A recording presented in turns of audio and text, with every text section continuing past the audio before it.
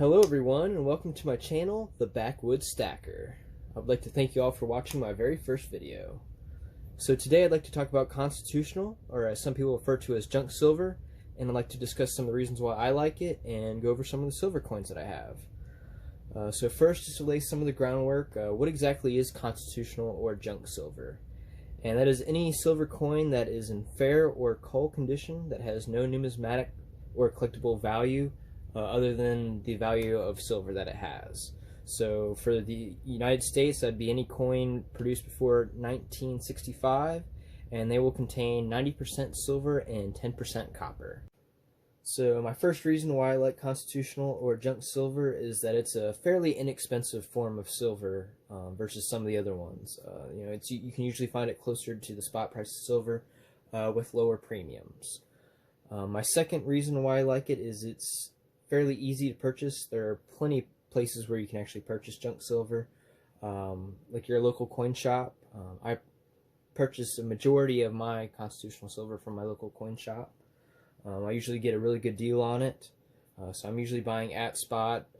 Sometimes on a good day I'm a little under spot, which, it's important to build a relationship with your local coin shop because sometimes you may be rewarded with good deals. There's also plenty of online retailers for constitutional silver. For example, there's APMEX, which is American Precious Metals Exchange. There's also JM Bullion.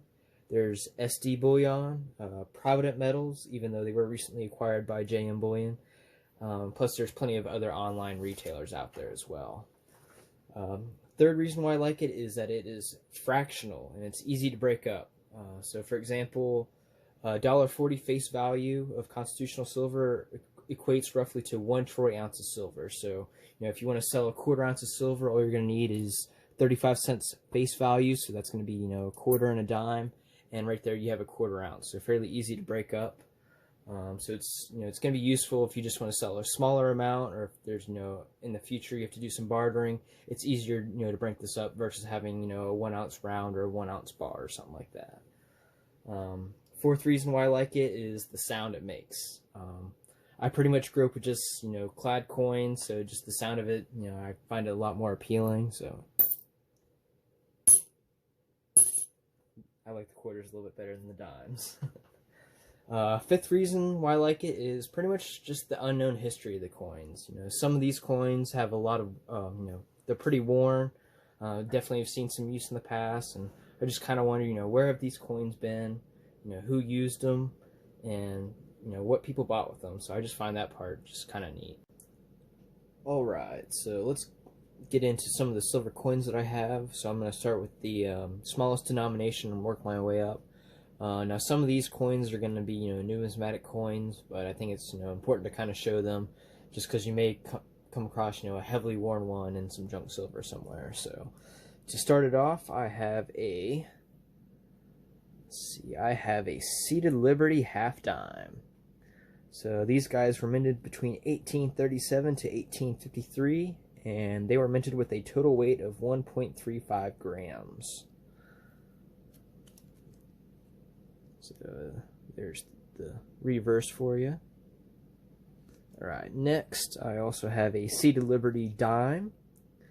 Now these can be a little tricky because they have 3 different weights depending on which state they came out.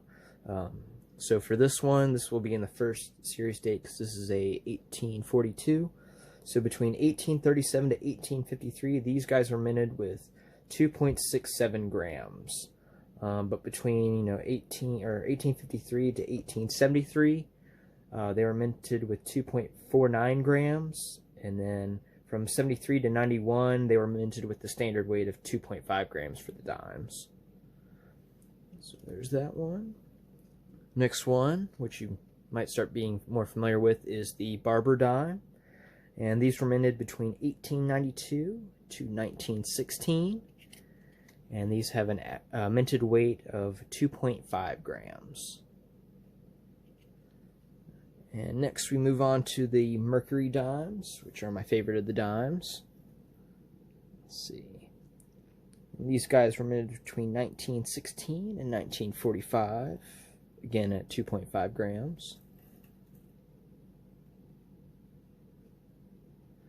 And then the last one of the series is going to be the Roosevelt dimes. Now, these are only the dimes that are minted between 1946 and 1964.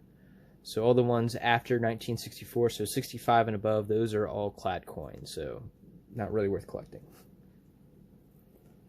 Alright, and next one that we have, even though it's mildly cheating, but a heavily worn seated Liberty quarter.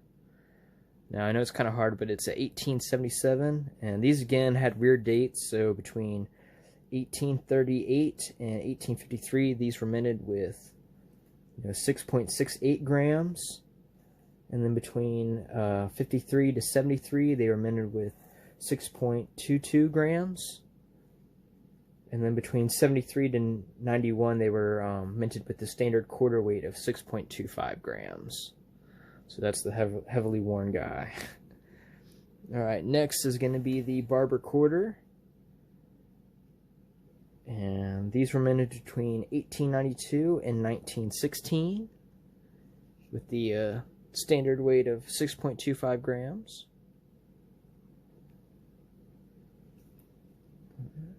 And next we're going to move on to my favorite of the quarters, which is the Standing Liberty quarter. And these were minted between 1916 to 1930. Of course, as well, these had the same as the 6.25 gram. And then ending the quarters is going to be the Washington quarter. And these will be only the Washington quarters that were minted between 1932 and 1964. Again, anything 1965 and newer is going to be a clad coin. Alright, and now on to the half dollars. So, oldest one I have is the Barber half dollars. And these were minted between 1892 and 1916. And these guys weigh about 12.5 grams. Alright, next, which is my favorite coin of all, is the Walking Liberty half dollars. And these were minted between 1916 and 1947. And again, these have the standard weight of 12.5 grams. And next, we have the Franklin half dollars. And these were minted between 1948 and 1963. And again, at 12.5 grams.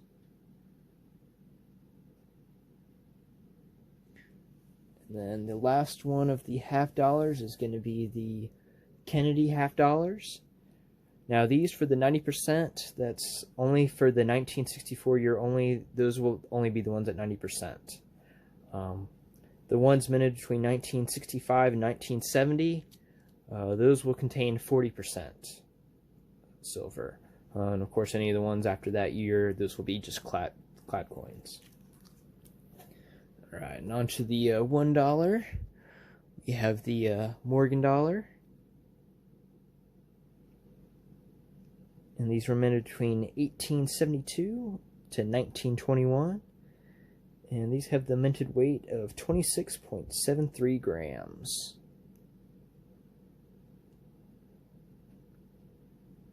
Alright. And the last coin that we have is going to be the Peace dollar. And these were minted between 1921 to 1935. And these are the Peace dollars because you can see toward the bottom it says peace, so that's what denotes it as the Peace dollar.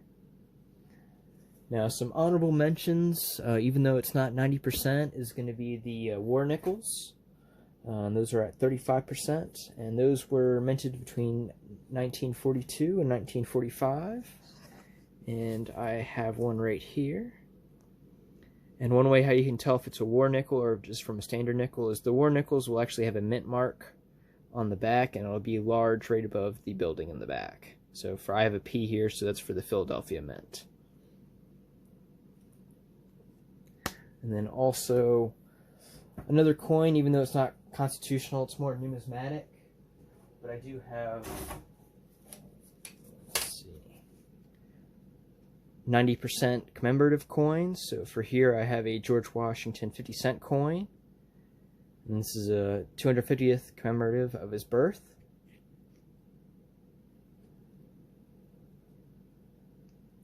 So that's a $50. And then I also do have some, $1 90% commemorative coins. So I have Mount Rushmore here.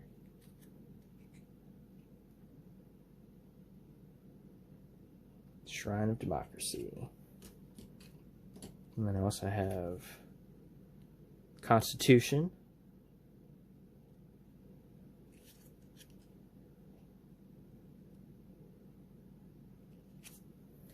And the last one I have is going to be the Statue of Liberty.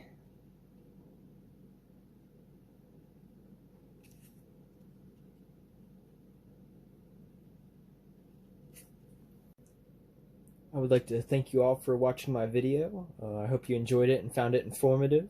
If you liked it, please consider subscribing for more future videos. So this is the end of the video for the Backwoods Stacker. Wherever you are, keep stacking.